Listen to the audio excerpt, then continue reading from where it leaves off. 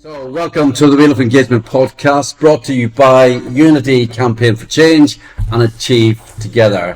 And today we are focused on being part of the community, and we are joined by...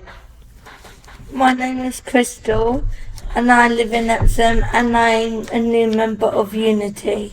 Lovely, Crystal. I'm Michael Fullerton. I work with the Wellbeing team in Achieve Together. I'm Isabel. I'm a second year learning disability student nurse at Kingston University. I'm Elmi. I'm co-production manager in Achieve Together. I'm Michael Stalder and I live in South Law and I work for Part Unity Campaign for Change. I'm Julian Baird and I work for Newton Campaign for Change. I'm Roger, live in Hove. I work with Unity. Hi, I'm Lisa. I live in Hove and I work for the community. Lovely, and we're gathered here to talk about being part of a community. And we have, in the usual style, we've got a small number of questions to help us with the conversation. And we're going to start with you, Julian. What's your question? Are you part of any community groups? Are you part of any community groups? Good question, good start. Anybody want to start with that? I can start. I joined the park run and I go to the charity course, Brighton. I'm speaker. So, Speak Out is what sort of group is Speak Out? It's academic groups and they have the different groups and then have drop-ins. So yeah, so a brilliant, like really good social group, helping to promote rights with people. And to tell us a bit more about Park Run. What sort of community is that? It's just like a park run. Everybody gets to together because they got them all over the country, all over your park. Yeah, great experience. So every Saturday morning. And I think at Hyde Park on a Sunday they have the children's one at Hyde Park on a Sunday. Do they? I mean, it's a children's park run. Oh, I didn't realise that. It's brilliant. Yeah. So bringing all the children together as well. Yeah. And they, like you say, they're all over the country. So anybody can join in. They're free. Run by volunteers. And Hove Park, typically, do you know how many people would join in with that? There's a couple of hundred because there's sometimes a good turnout. Yeah, so you got quite a lot of people. So you're just getting involved in physical exercise at a beautiful park, and then meeting different people. Yeah, brilliant, amazing. Thank you, Roger. Any other community groups people are part of? Every Thursday, what goes on? Every Thursday, football. Yeah, so you're involved in the football training. You used to be part of Watches Academies with the top play football football coaches. And then I put Martin on his arse when the player did a bit of a score and then I have to get away with that. I love it. Yeah, but me and Michael have things in common. We got every Thursday, we never late. Football training every Thursday. Every Thursday. Football coaches. Yeah. So where do you play Crystal football? Palace. Mitcham. Tooting and Mitcham Football Club. Yeah. So you meet up with other people? Yes, other people. Other fellas. We have a talk, we have maybe warm up, and then we have a couple of drills maybe. And we've got other coaches like me and Jude ourselves, and we do drills and then we get into a game. Yeah. Cool. So till 6. That's a great skill thing.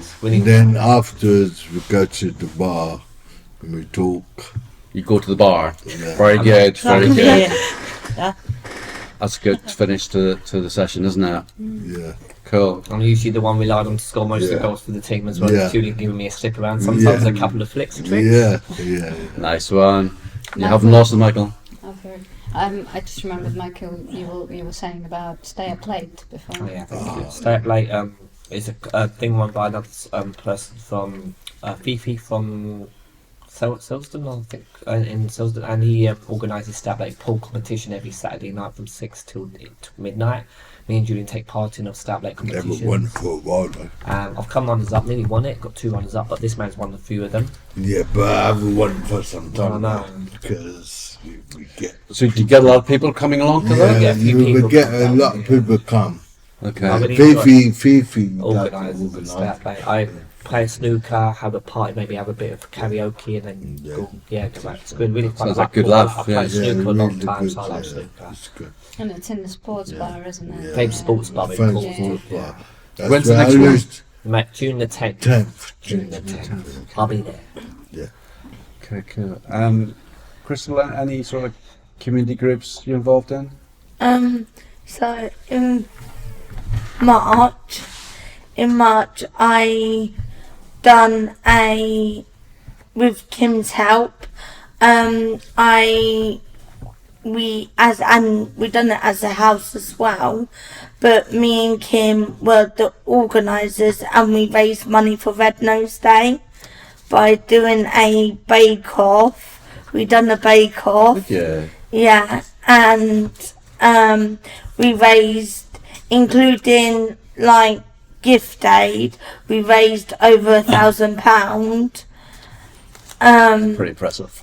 And we done the bake-off. We invited people like to they could either bake a cake or judge the cake, and then they would have to like score out of, I think it was 10. And then we done 2 winners, the first place and second place, and I'm not gonna tell you who done the first place. Oh, that's amazing. So you're not just part of a community group, you set up a community group And we got a few other fundraising. and you made a lot of money for charity at the same time. Yeah. That's mighty impressive. Sounded good fun as well. Okay, Michael, should we go to your question? Yeah. Are there any barriers to being part of your local community? Are there any barriers to being part of your local community, guys? Anyone think stopping you? Probably maybe staff support. Maybe staff not being able to support us to get part of the local community could make me lack of staff, make me a barrier to stop us being able to access that. Or lack of staff not being able to support other people to join the group community. No? That could be a barrier. No. Yeah. And even if you don't have staffing issues and you can access the local community, sometimes it's the services within the local community that aren't making, say, reasonable adjustments. For example, I was at the cinema the other day with a young person I support, and they were meant to have an autism friendly screening that they only have once a month, and they didn't. And really they should be making reasonable adjustments, because it does say it in the Disability Discrimination Act. So I did raise that, and they've put it on regularly since then. So You're going somewhere and then you're supposed to be somewhere else. You know what I mean? You're going somewhere and you're enjoying yourself, and then you get a phone call and you're supposed to be not there, supposed to be somewhere. Like if it's not planned, really. Yeah. Okay. Some crossed wires in planning. Yeah. So so there needs to be good communication. Yeah. So good planning ahead. Yeah. And a really good point about the community being accessible for people. Yeah. And accessible can mean different ways. So so reasonable adjustments, so that if some people might not tolerate the usual sort of noise or darkness in a cinema. So autism friendly cinema experiences. The noises and the bangs and the darkness and that can make it. Maybe if you've got epilepsy or something, it can make it feel something. Yeah, Maybe. I think as well. So there are some members of Campaign for Change that focus on fighting for more. Fighting is the wrong word. Campaigning for more changing places. So for many people who need changing places, if a local community doesn't have that, that can restrict a person's ability to spend time in that community. Because if they need to go to the loo, they have to come back home. So that can mean That can mess up your day, there, can't it? completely mess up your day and mess up your plans. Yeah, not very fair. It's human right to go to the toilet. Exactly. Yeah. It's a basic human right. You can't Yeah. deny someone the right to go to the toilet. Yeah, if you're desperate, You need to go. you You need can't to stop go. You someone. can't to do stop that. It's someone basic. doing that. So there's not enough changing places in this country, and sometimes there are changing places, but people can't access them when they need to because the equipment's broken or Yeah, something. exactly. But you need to pay or need to. There's some of the toilets are paid for, and you've got to pay and put to it. So.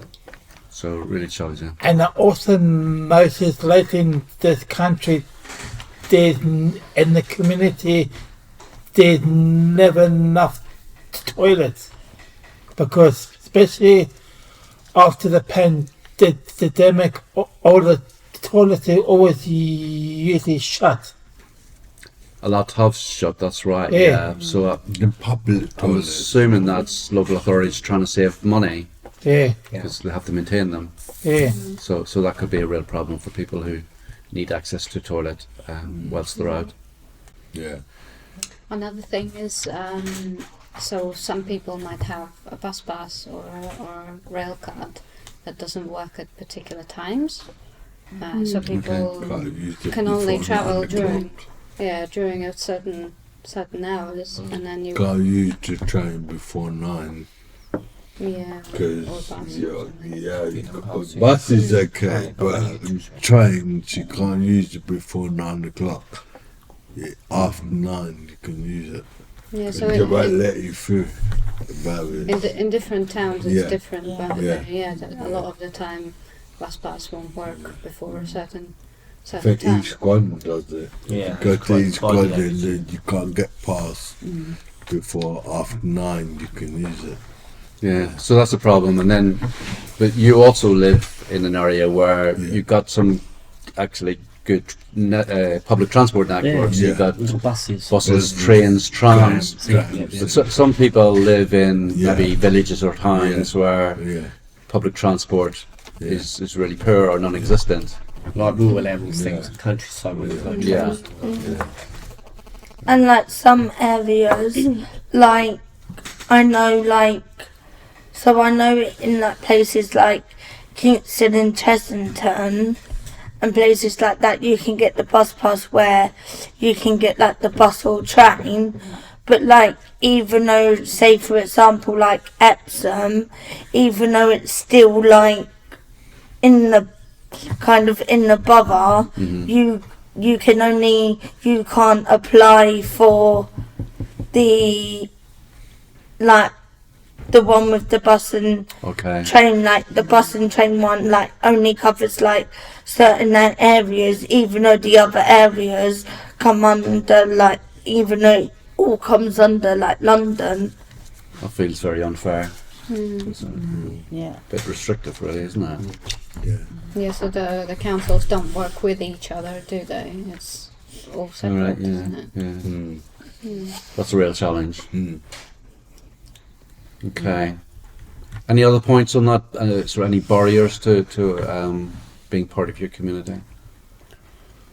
I work for a charity shop for like well-being and homeless and everything. So I work in a charity shop down in Hove, where I live. So it's just nice to spend a bit of time with other people and helping others. You know, that's what I do. So That's what I was born to do. That's really kind of you. Because my mum was a carer, I was a carer as well. So, Yeah. so And once in a you while, are actively involved. You're giving to your absolutely community. Involved, yeah. Yeah. Lovely. I think another point is like the lack of awareness for people that have learning disabilities and autism, because sometimes, well, when I've experienced going out with the young person I support, I can get some really nasty comments from the public. Not because, well, sometimes they are being horrible, but other times it's just because they don't know a lot about especially disabilities, especially like severe autism and severe learning disabilities. And I know it's not a physical barrier, but it's kind of there isn't a lot of knowledge, I would say. There's a lot more than there used to be, but I still would say people are they don't really completely understand disabilities. What about if you get agency working with like an autism and they don't know what to do and everything? It's going to be hard. You know, we do live with 2 autism and diabetic and everything, so they don't know what to do. So they're trying to find, you know, A lot of work to be done around educating people. So we do It's need very, to very hard. think about So the I role can't we do play within anything that. about it. I'm not med trained or I'm not staff. I just live there, and they think I live there, but I don't. I mean, work there, but I don't. And it's very hard to, because I don't sound like I've got a disability, but I have. So yeah. So also educating people about hidden disabilities, Yeah. because Yeah. it's not very clear sometimes that somebody has a disability and then people judge you. I've just been I hate that I've been being misconstrued being as staff. judged. Yeah. You know, people And being people judged think by I'm a others. staff as well. Cool. Right. I think we're on to Isabel? one question. So the question is, how are you supported to be a valued member of your community? So Crystal, you were saying about some fundraising you've done? Yeah, I've done some fundraising and raised money for Red Nose Day, and we're doing or we're planning other fundraising activities, like we're doing the sports day, and we're gonna plan to do a charity camp out where I think we got to stay up all night. Wow, that's pretty cool. We actually got to stay up all night, I think. And like we'll be doing like, I think we're gonna do like barbecue, movie, campfire, like just Oh, that's normal brilliant. like camp activities and That sounds fun. stuff. A lot of fun, yeah. All night. Yeah, that sounds good. Stay up all night till the early hours in the morning. Don't know what I said. Yeah. Sort of marshmallows on the fire. Yeah. Yeah. Marshmallows. Get the marshmallow. Horror in. stories. Yeah. Oh yeah, yeah. When it melts is the best thing. What? When it melts is the best thing. Marshmallow. I'll put a picture up there. Marshmallow. Yeah. Marshmallow. And then Lisa, you were saying that you work in a charity shop and I you do, love yeah. giving back to Yeah. the community. Yeah. That's really good. I work in Bernardo. I work in St Christopher's, similar to what Lisa works in. I work out twice a week. I'm gonna try that my hours if I can, because I enjoy working there, doing hanging, till work, organising, sewing, and just being generally helping the public in Penge. So I enjoy it. It's amazing. Great charity as well. And then you both were telling us about Yeah, setting something. we level 1 coaches, aren't we? Oh yeah, level 1 coach. Is that what you wanted to say? Yeah. Yeah, we level 1 coaches, Ben Marcus Dorder. Not just level 1, FA level 1. FA Football Association level 1. Yeah. So if I wanted to Done get a well. certificate, I could go teach kids, teach adults. What was it? When we did Where was level this? 1 coach Tottenham. in Tottenham, Tottenham. it was difficult for me because I had colleges on top of that, so I pulled out. It was very demanding. You Yeah, had a lot. you had to travel I there had once a lot of week. things, and I had college as well. Had top to be of at it. Tottenham like Yeah, 8:30, 8:30, 9 from o'clock. with all the training. But thing is, the It's an early start, was it? the Tottenham guys came over here Oh, they and came trained us. Who Dan? Dan Dan and Slaughter. all that. Remember He him? came Dan over. Slaughter. He's a big Man And United United fan fan. working at Tottenham. You